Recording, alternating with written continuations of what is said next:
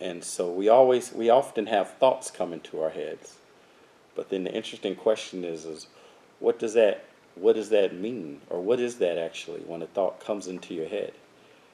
Because that's not thinking. That's not you thinking a thought. Because a thought, once a thought comes into your head, you can then think about it. Because thinking is kind of more voluntary. So if you think of thinking as something you do voluntarily, thinking, but when a thought comes into your head, that's not thinking. So it's kind of interesting. Well, what is that thought?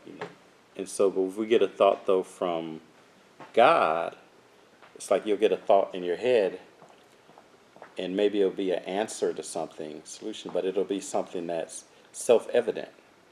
So like you get a thought in your head, and then it's like, oh, this is what I need to do. So it's not something you don't even really have to think about it. It's clearly this is the answer.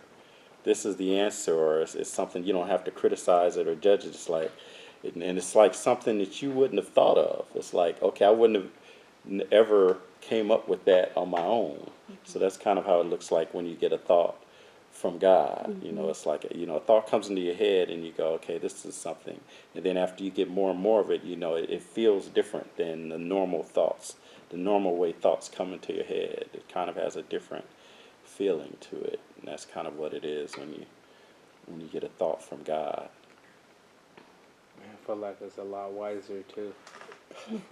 Yeah, a lot wiser than your normal thoughts. Yeah, because I remember I was having a discussion with my friend, and we were just talking about some stuff, and he was like, "Oh, wow," like I kind of shocked him with what I said, but it wasn't really me saying it. It was God like speaking to me saying it.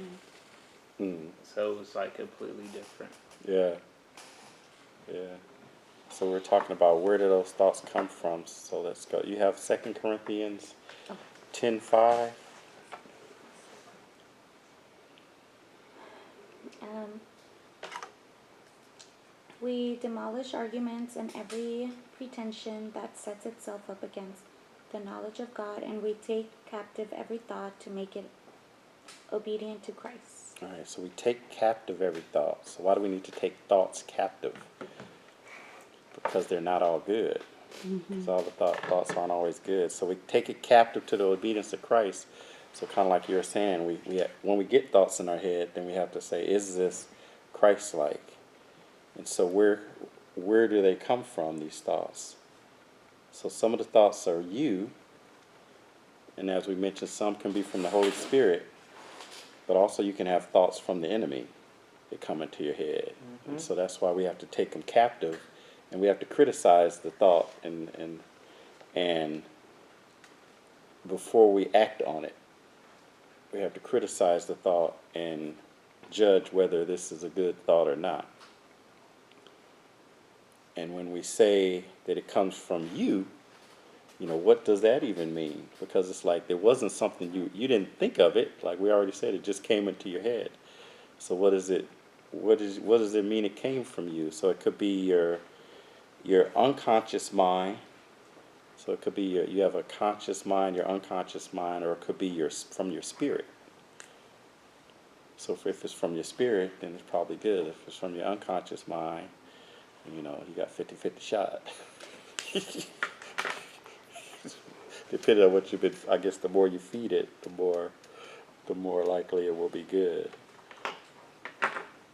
So we just like dreams, or it's not necessarily something you think of. I mean, you could dream about stuff you've never seen. People have had dreams of stuff that actually existed, but they've never seen it before. So thinking about it, I think those bad thoughts that come like a flash in your head, I think if it's something bad that we were gonna do in the past, I probably would have done it, right? Exactly. But now it comes in and then it's like, wake up! This is not who you are. This is not the God that you serve wants from you. This is not His will for you, right? But I think before we didn't think about it, we just did it, and now we have this thought, and then we have to rebuke it. Right, exactly. Rebuke it. Yeah. And we saw even so we're we're gonna have a future lesson. How do you know if the thoughts from God? We're gonna get into this more, but one of the things that we saw when Jesus was talking to Peter, he asked Peter. He said, "Well, who do they say I am?" They said, "Oh, they say you're a prophet. They say you're Moses." They say, "Well, who do you say I am?" He said, "Oh, I say you're the Son of God." And then Jesus says, "Oh, well, that was the Holy Spirit that must have revealed that to you." So it's like that couldn't have come from you. That had to be the Holy Spirit. But then a couple verses later, he says, "Oh, now it's time for me to go and be crucified." And Peter says, "Oh, no, that's not going to happen. I'll prevent it." And then Jesus says, "Get behind me, Satan." Meaning, that wasn't your thought. That was Satan's thought. Right. And it was just a few minutes later, it was like, okay, that thought was from God. A few minutes later, Yeah. that thought was from Satan. And so we have the same, we can be influenced by God or Satan. So we have to take it into thought. And like we said, we have to criticize it with our judgment, criticize it with the Bible, what the Bible has taught us. And Just like the cartoons, right? You have the oh, little angel. the angel on one shoulder. Yeah, yeah. For all of us sitting on this table right now, something actually happened to us that made it possible for us to choose this place than anywhere else we have been. So I think some of the things that people do, even looking back to who I was, some of the things that I thought it was okay. I think until people receive the Holy Spirit, those thoughts you battle within your mind changes. Yeah. Is that was okay at some point. You were a Christian. You think you say you're Christian, but those thoughts come and go, and you're okay with it. You don't even think about it. It just comes and goes. But all of a sudden now you are fighting, every single one of those thoughts. I had a guy that came to, clean up my yard in front, but I just felt the guy was almost like slouching, and my landlord was paying him for. So I kind of got this idea that I need to hurt this guy, that he's not being right.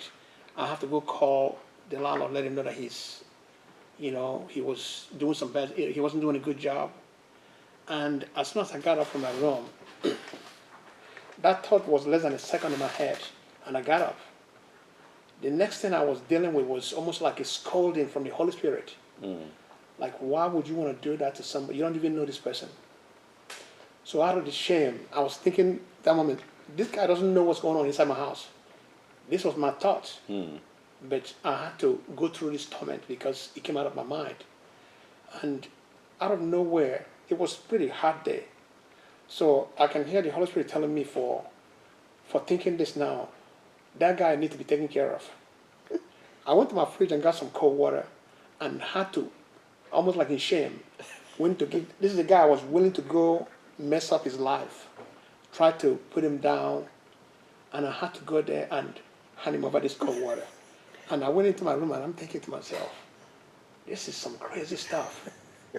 I can't even live with my own thoughts. So this battle comes in your mind. Yeah. But I think we're only aware of it because of where we have allowed the Holy Spirit. The Holy Spirit Right. is at work in us. Yes. And also reminds me about when Christ was asking his Father when he was being crucified to forgive him because they do not know what they've done. Right. So most of those things are being done out of ignorance. And it depends on where people are. Some of these things you see them doing it. I can't even cut somebody off on the freeway anymore or block somebody that wants to come, want to get in. I can do it. But before it was something that it was no big deal for me. Actually, it's almost like you're looking for that thing to come up so you can battle with, you don't even know who these people are. So now it becomes a challenge because that's not who you are. That's not who I want you to be. And then you yield. But it still comes up. Right. That you find the Holy Spirit kind of right there trying to balance it. But I always make sure that he wins. Doesn't matter how much I want to do the other one, I know that I have to yield. So that verse that we just read now it's a battle. Yeah. Going on with you, just you and that's Right. your Battle mind. inside of you. Yeah. That's where the war is. Yes. Spiritual warfare is inside of your head.